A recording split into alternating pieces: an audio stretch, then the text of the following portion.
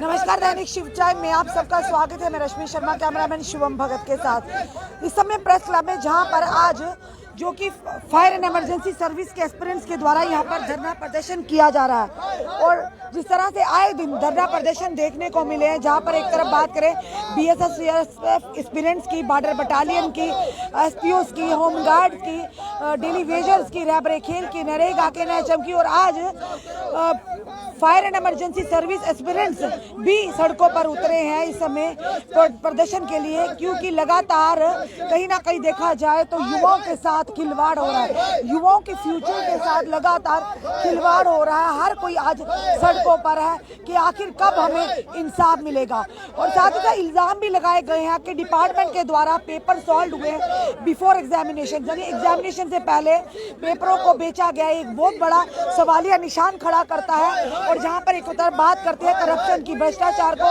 खत्म करने की, वहीं दूसरी तरफ लगातार युवाओं द्वारा भी इल्जाम लगाए गए हैं कि भ्रष्टाचार पीक पर है और कहीं ना कहीं ब्यूरोक्रेट इसमें पूरी तरह से शामिल है, इस भ्रष्टाचार को न्योता देने में।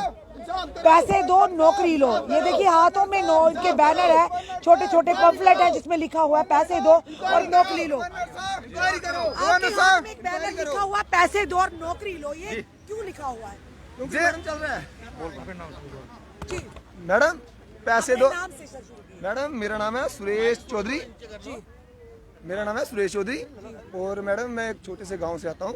लेकिन जैसे आप बोल रहे हो कि पैसे दो नौकरी दो, है ना, ये मैडम हमने फील किया हुआ है, इसीलिए हम लिख रहे हैं और बोल रहे हैं। क्योंकि पैसे दे के अगर नौकरी मिल रही है ना, तो हम तो बड़े गरीब घर से आते हैं, है ना, हम पैसे कहाँ से देंगे? हम तो मेहनत कर सकते हैं एक जॉब के लिए, एक छोटी सी जॉब के लिए हम मेहनत कर सकते हैं।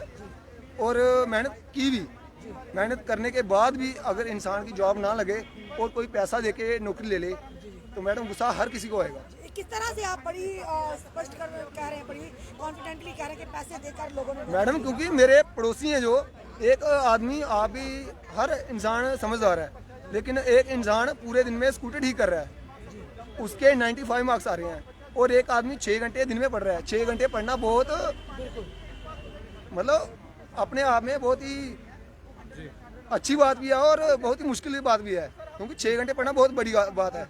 और पढ़ के वो इंसान ला रहा है 62 मार्क्स। और मेरी क्वालिफिकेशन है बीएससी आईटी, बीएससी की हुई है मैंने आईटी में, ठीक है। और वो इंसान ला रहा है 62, एक स्कूटर ठीक कर रहा है पूरे दिन में। वो मैं नहीं बोलता कि उसको गलत, लेकिन वो घर जाके पढ़ेगा, कितनी देर पढ़ेगा?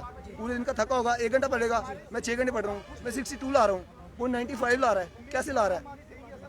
क्यों नहीं ला रहा? एक जगह आपकी मेन डिमांड क्या है? आप सर, हमारी डिमांड यही है, जहाँ तो हमने पहले भी प्रोटेस्ट किए थे, हमने बोला था कि इस जो भी लिस्ट आई है इसके बारे में इंक्वायरी की जाए, किसी ने नहीं की। अब भी हम बोल रहे हैं जहाँ तो इंक्वायरी करो, अगर इंक्वायरी नहीं कर सकते तो जिन्होंने मेहनत की हुई है, जैसे हम बार बार आके प्रोटेस्ट कर रहे हैं, हमें भी लो। अगर वो इंसान लग सकते हैं पैसे देके, तो हमने तो मेहनत की हुई है। क्या लगता है जो लिस्ट आउट हुई है उसमें कहीं ना कहीं घपला है, यूं कहेंगे? मैडम बहुत बड़ा घपला, नेशनल लेवल पे जैसे बोलते हैं ना कि कोयला घोटाला हो गया, ये घोटाला हो गया।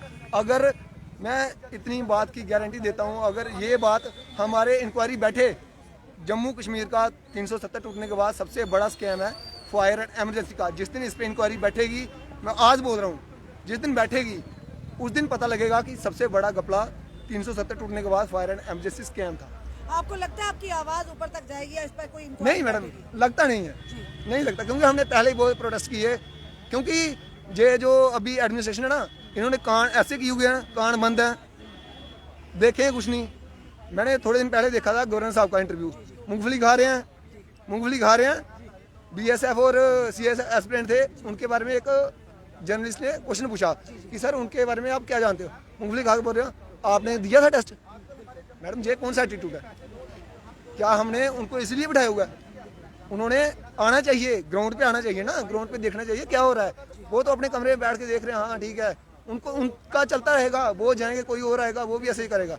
लेकिन मैडम ये जम्मू है, जहाँ कश्मीर है, जिसको ताज बोलते हैं, सुनने वाला कोई नहीं, फिर क्या फायदा आप प्रोटेस्ट जो कर रहे हैं? मैडम जब तक जिंदा है ना, इंसाफ के लिए लड़ेंगे। मिलेगा नहीं मिलेगा वो हमें भी नहीं पता, लेकिन हम आएंगे। जो इस तरह से सफर कर रहे हैं मैडम बहुत हैं, 7,000 बच्चा था जिन्होंने टेस्ट दिया था, उसमें PhD holder, graduate, PG holder सब थे। लेकिन जो ले रहे हैं ये उनको ले रहे हैं, जो क्या बोले हम बोल बोल के थक गए। Thank you. साफ तौर पर कहीं ना कहीं fire and emergency service department के ऊपर बहुत बड़े इल्जाम लगाए हैं कि डिपार्टमेंट में पूरी तरह से करप्शन को दावत दी जा रही है। और जिस तरह से उन्होंने कहा कि हम लोगों को जो पढ़ने वाले बच्चे थे उनको कहीं ना कहीं उस लिस्ट से आउट किया गया, और जिन बच्चों को उस लिस्ट में डाला गया कहीं ना कहीं उन लोगों ने पैसे देकर अपना नाम उस लिस्ट में डलवाया। क्योंकि जहां पर एक तरफ बात करते हैं भ्रष्टाचार को खत्म करने की, वहीं दूसरी तरफ भ्रष्टाचार पीक पर है। आखिर कौन कसेगा लगाम, आखिर कौन इन पर अंकुश लगाएगा कि युवा आए दिन इस तरह के धरने प्रदर्शन कर रहे हैं। और वहीं दूसरी तरफ युवाओं ने इल्जाम भी लगाया है कि फायर एंड इमरजेंसी की जो लिस्ट निकली, अगर उन पर इंक्वायरी बिठाई जाए तो दूध का दूध और पानी का पानी सामने आएगा। पर यह भी कहा है कि कहीं ना कहीं मायूसी है, आवाज तो ये उठा रहे हैं पर उस आवाज को आखिर सुनेगा कौन, सबसे बड़ा सवाल ये है। क्योंकि आए दिन आवाज अपनी उठाते मीडिया के माध्यम से, पर जनाब कोई सुनने वाला भी तो होना चाहिए। अपने कमेंट जरूर कमेंट बॉक्स में दीजिए। इस वीडियो को जितना हो सके शेयर कीजिए। जुड़े रहिए ऐसे ही हमारे साथ अगले अपडेट के लिए। जय हिंद, जय भारत।